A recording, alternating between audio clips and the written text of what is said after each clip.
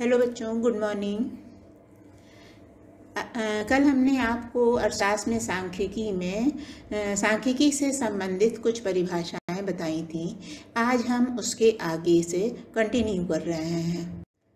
आज हम आपको बताएंगे बचत क्या है। जैसे हमने आय प्राप्त की विभिन्न सेवाओं के द्वारा, उत्पादन के द्वारा, तो बचत भी करते हैं। आय का वो भाग जिसका उपभोग हम नहीं कर पाते हैं बचत कहलाता है। व्यय मतलब खर्चा, आय का वो भाग जिसका हम उपभोग करते हैं व्यय कहलाता है। निवेश वो प्रक्रिया जिसके द्वारा भविष्य में अधिक से अधिक वस्तुओं का उत्पादन एवं सेवाओं में वृद्धि करने के उद्देश्य से नए परिसंपत्तियों का निर्माण किया जाता है, निवेश कहलाता है। वितरण एक क्रिया है जिसमें उत्पादन के कारकों जैसे भूमि, श्रम, पूंजी एवं उद्यम के बीच आय का सही प्रकार से वितरण, ताकि अधिक से अधिक लाभ अर्जित किया जा सके, ये एक अध्ययन का विषय है जिसे वितरण का सिद्धांत कहा जाता है। उत्पादन के 4 साधन होते हैं और जिनके मूल्य निम्नलिखित हैं। भूमि से प्राप्त क्या होता है? किराया। श्रम से प्राप्त होता है मजदूरी। पूंजी से प्राप्त होता है ब्याज। उद्यम से प्राप्त होता है लाभ। उपभोग, उत्पादन एवं वितरण की ये 3 अर्थशास्त्र के मुख्य घटक भी हैं। विनिमय एक आर्थिक क्रिया है जिसमें वस्तुओं और सेवाओं की खरीद बिक्री से संबंधित है। आजकल विनिमय की क्रिया मुद्रा के द्वारा की जाती है। गैर आर्थिक क्रियाएं वे सभी आर्थिक क्रिया जो बिना धन उपार्जन के उद्देश्य से की जाती हैं गैर आर्थिक क्रियाएं कहलाती हैं। जैसे सामाजिक कार्य, धार्मिक कार्य, मनोरंजन करना, संगीत सुनना, माता पिता और भाई बहन की सेवा।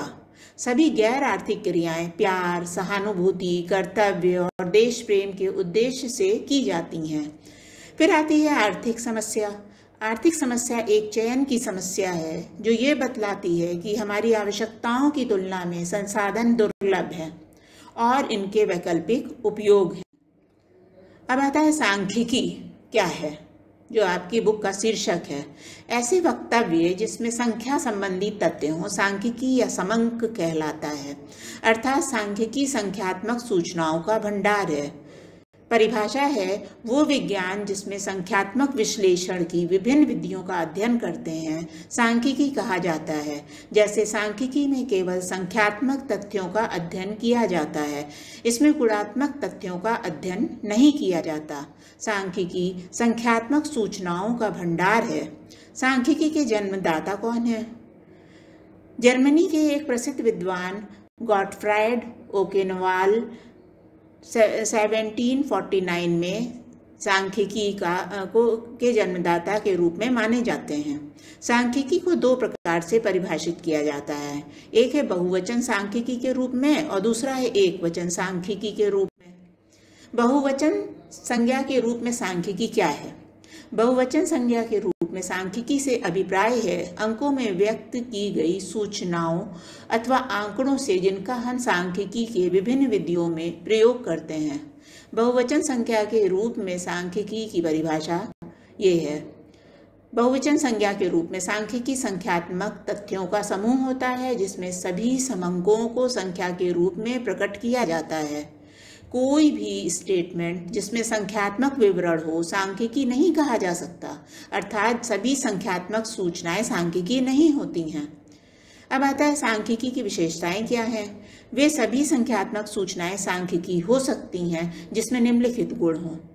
सूचनाएं तथ्यों के समूह के रूप में हों ताकि तुलनात्मक अध्ययन किया जा सके। सूचनाएं एक कारण से प्रभावित ना होकर अनेक कारणों से प्रभावित होती हो। और तीसरा, एक दूसरे से संबंधित हो। नेक्स्ट आता है आपका संख्यात्मक रूप में व्यक्त हो और गुणात्मक रूप में नहीं। और फिर 5वां है उनका संकलन एक निश्चित उद्देश्य से हुआ हो। फिर है सभी सूचनाएं समान प्रवृत्ति की हों। अनुसंधान के उद्देश्य, उसकी प्रकृति और आकार के आधार पर ये उचित मात्रा में परिशुद्ध हो। वे सभी संख्यात्मक सूचनाएं सांख्यिकी नहीं हो सकती जिनमें निम्नलिखित गुण ना हो। पहला, यदि तुलनात्मक अध्ययन संभव ना हो। दूसरा, संख्यात्मक समूह में ना हो। तीसरा एक दूसरे से संबंधित ना हो, चौथा समान प्रवृत्ति के ना हो, पांचवा अनेक कारणों से प्रभावित ना हो, और छठा अकेली संख्यात्मक विवरण ना हो। सांख्यिकी नहीं है। जैसे सांख्यिकी क्या चीज़ नहीं है? सांख्यिकी अगर हम ये कहें कि कौन सी चीज़ सांख्यिकी नहीं है, राम की आयु मोहन की आयु से दुगनी है, तो ये सांख्यिकी नहीं है। अमेरिका की अर्थव्यवस्था भारत की अर्थव्यवस्था से आधी है। सचिन बड़ा है और गोपी छोटा है। करीम की उम्र 32 वर्ष है। मोहन गरीब है और सोहन अमीर है। तो इस तरह के जो वाक्य हैं ये सांख्यिकी में नहीं आते हैं। सांख्यिकी में कौन आते हैं? पहला, भारत में मृत्यु दर 15 प्रति हजार है, मतलब 1000 में 15 जो है लोग मर जाते हैं। दूसरा, 2015 में CBSE की परीक्षा में 97% विद्यार्थी सफल रहे। थर्ड है, भारत में 65% आबादी युवा है। चौथा, मोहन ने रमेश से 25% अधिक अंक प्राप्त किए। तो इसमें जो है आंकड़े जो है वो सत्य हैं, तो ये सांख्यिकी है। तो आज हम आपको इतना ही पढ़ाएंगे, कल इसके आगे से कंटिन्यू करेंगे। आज भी मैंने जितना पढ़ाया है इन सबको आप अपनी कॉपी में नोट कर लीजिएगा, जिससे आपको परिभाषा या क्वेश्चन आंसर करने में परिभाषा पूछी जाए उसमें आपको परेशानी ना हो।